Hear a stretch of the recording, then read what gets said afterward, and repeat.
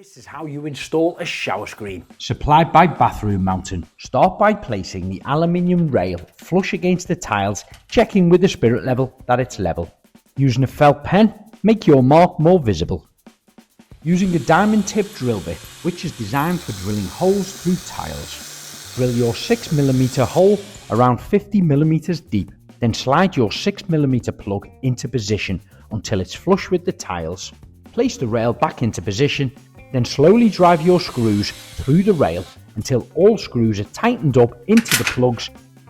Place the rubber seal on the bottom lip of the glazed shower screen. Spin the screen around and place the framed edge of the screen into the rail, which should tightly slide into position. Drill a pilot hole into the side of the fixed rail, which will allow you to hand drive a small screw through the screen and anchor the frame to the rail.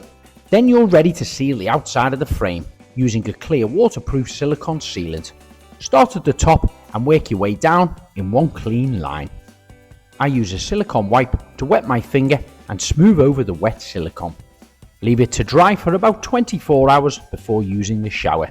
For more videos like this, please like and follow. And don't forget to head over to bathroommountain.co.uk to see the full range of bathroom products.